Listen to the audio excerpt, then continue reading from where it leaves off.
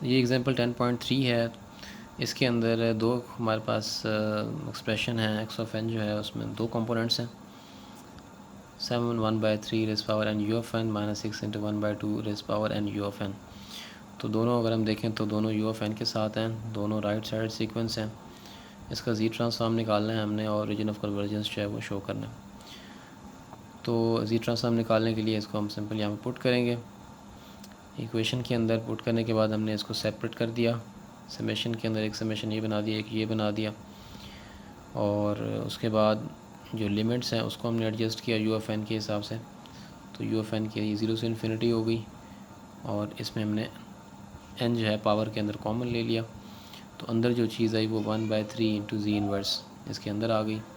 Similarly यहाँ पे भी हमने लिमिट को एडजस्ट किया, यू ऑफ एन से 0 टू इन्फिनिटी हो गया, और अंदर जो है एन की पावर के अंदर 1/2 जी इन्वर्स हो गया। अब हमें पता है कि ये जो है इसका जो जी ट्रांसफॉर्म वो क्या होता है, वो उसका close form expression we know that कि 1/1 माइनस जो भी यहाँ पे एन की पावर के अंदर है वो होता है 1/1 minus this thing. So 1/1 minus 1/3 G inverse आ गया। 7 जो है वो मल्टीप्लायर में यहाँ पे पहले लगा हुआ था। सिमिलरली इसका जो है 1/1 माइनस 2 जी इन्वर्स आ जाएगा। 6 जो है पर वैसे आ जाएगा। अब ये दो हमारे पास एक्सप्रेशन आ गए। अब इन दोनों को हम देख सकते हैं इंडिविजुअली कि इंडिविजुअली इनके रीजन ऑफ कन्वर्जेंस जो है वो कहाँ पे आ रहे हैं। तो इंडिविजुअली अगर हम देखें तो ये हमारे पास एक्सप्रेशन आया इसका 1/1/3 जी इन्वर्स। वी नो दैट कि ये क्या है, राइट साइड सीक्वेंस है। तो राइट साइड सीक्वेंस है तो यहाँ पे इसकी सिंप्लीफाइड फॉर्म भी दिखाई हुई है, यानी इसको हम जी से ऊपर नीचे मल्टीप्लाई कर दें तो इसका जो रीजन ऑफ कन्वर्जेंस है वो क्या आएगा, the g minus 1/3 greater than 0, या 1/3 को उधर ले जाएं तो ये बनेगा जी मॉड ग्रेटर देन 1/3।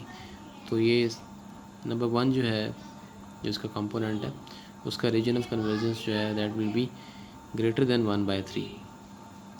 सिमिलरली जो सेकंड एक्सप्रेशन है उसका जो हमारे पास रीजन ऑफ जी ट्रांसफॉर्म आया वो ये आया, और यहाँ से हमने इसको सिंप्लीफाई किया जी से ऊपर नीचे मल्टीप्लाई करके, और फिर इसको डिनोमिनेटर को इक्वल टू 0 करें तो जी जो है वो ग्रेटर देन 1/2, यहाँ से रीजन ऑफ कन्वर्जेंस निकलेगा।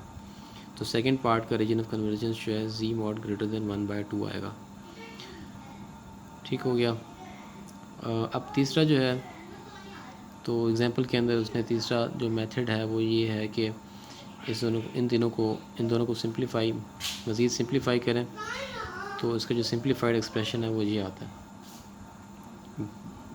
जिसमें हमारे पास ऊपर भी दो प्रोडक्ट हैं और नीचे भी दो प्रोडक्ट हैं। तो पोल जो हैं वो वही हैं 1/3 और 1/2 जो हमने यहाँ पे निकाले। अलबत्ता ज़ीरोज़ जो हैं वो यहाँ पे हमारे पास दो हैं कंबाइंड एक्सप्रेशन के अंदर।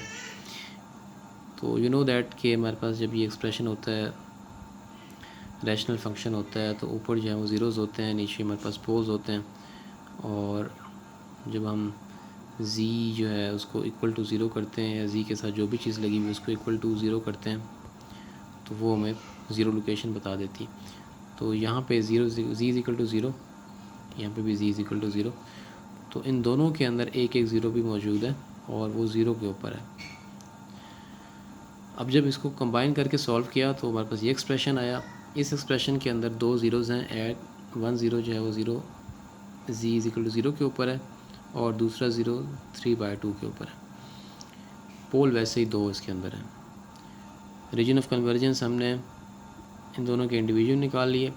अब ये जो है चूँकि ये कंबाइंड है इसके अंदर दो पोल हैं, दोनों राइट साइड सीक्वेंस हैं, तो इसका जो रीजन ऑफ कन्वर्जेंस होगा वो क्या होगा, ऑब्वियसली वो जो रीजन ऑफ कन्वर्जेंस होता है दो कंपोनेंट्स का, दोनों का इंटरसेक्शन होता है। तो region of convergence of 1 intersection region of convergence of 2, तो ये उसका रीजन ऑफ कन्वर्जेंस होगा इस ओवरऑल सिग्नल का।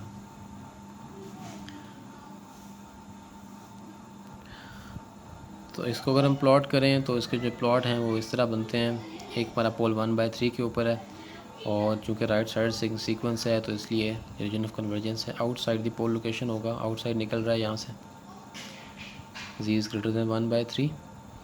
और दूसरा जो है वो ग्रेटर देन 1/2 था।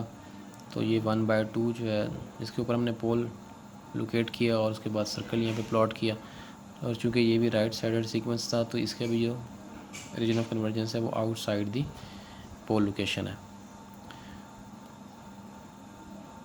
और उसके बाद जो तीसरा है जो कंबाइंड था तो उसमें हमने कहा था कि हमारे पास अच्छा एक और चीज़ यहाँ पे मिस हो गई, ज़ीरो भी यहाँ पे मैंने ज़ीरो के ऊपर प्लॉट किया हुआ है, एक छोटा सा ज़ीरो बनाया हुआ है ज़ीरो के ऊपर और यहाँ पर भी छोटा सा ज़ीरो बनाया हुआ है, ठीक है। और दो पोल 1/3, इसका जो 1/3 के ऊपर था और इसका 1/2 के ऊपर था। तो ये भी आपने मैथमेटिक थोड़ा सा इसको शो करने के लिए कि करेक्ट लोकेशन के ऊपर पोल बना हुआ है। तो ये ज़ीरो और ये यूनिट सर्कल हम प्लॉट करते हैं तो इन दोनों के बीच के अंदर 1/2 होगा। और इसको अगर हम 3 हिस्सों में डिवाइड कर लें तो 1/3 यहाँ पे आएगा। तो थोड़ा सा डिफरेंस होगा 1/2 और 1/3 के अंदर। तो ये डिफरेंस भी आपने शो करना है प्लॉट के अंदर, ठीक है। तो कंबाइन अगर हम जब प्लॉट करते हैं तो हम दोनों पोल शो करते हैं 1/3 के ऊपर और 1/2 के ऊपर। दो जो है उसमें ज़ीरोस थी, एक 0 के ऊपर एक 3/2 के ऊपर। 3/2 जो है वो 1/1.5 होता है। तो दो ज़ीरोस हमने यहाँ प्लॉट कर दी और दो पोल प्लॉट कर दिए। और जो रीजन ऑफ कन्वर्जेंस है वो पोल पे डिपेंड करता है और पोल के अंदर जो जी मैग्नीट्यूड आई थी, अब इन दोनों का जो इंटरसेक्शन है वो क्या होगा, 1/3 भी आउटवर्ड जा रहा है और 1/2 भी आउटवर्ड जा रहा है।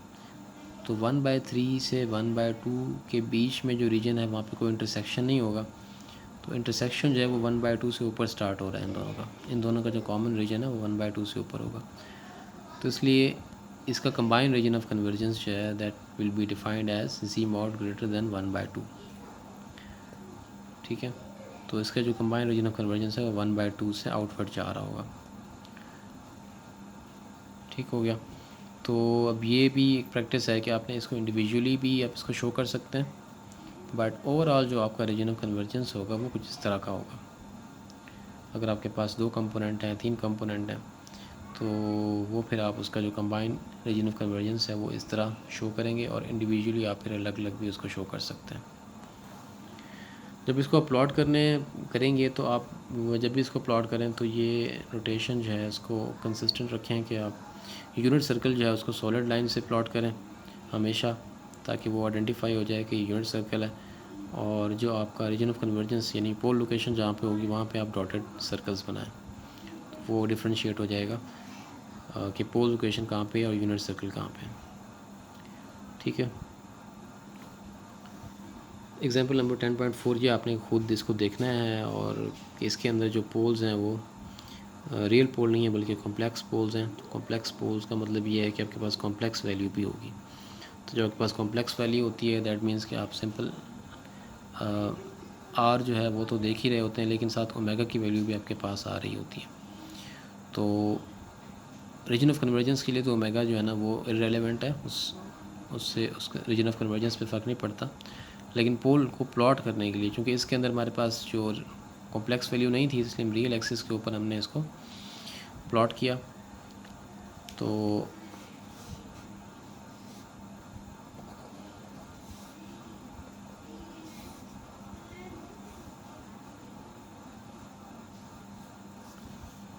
अदरवाइज़ जो है वो आपका पोल जो है वो रियल एक्सिस के ऊपर होगा। अगर उसमें कोई कॉम्प्लेक्स पोल होगा तो उसकी इमेजिनरी वैल्यू भी साथ मेंशन होगी। तो 10.4 के अंदर जो है वो इमेजिनरी वैल्यू वो π/4 आती है। तो अगर आप इसको देखें तो एंगुलर फ्रीक्वेंसी के ऊपर π/4 जो है वो 45 डिग्री के ऊपर बनता है। तो इसका पोल यहाँ पे प्लॉट होने की बजाय वो यहाँ पे प्लॉट होगा। तो ये आप इसको देख लें और इसको समझ लें देख के इंशाल्लाह, ठीक है जी। बाकी इंशाल्लाह फिर नेक्स्ट लेक्चर में।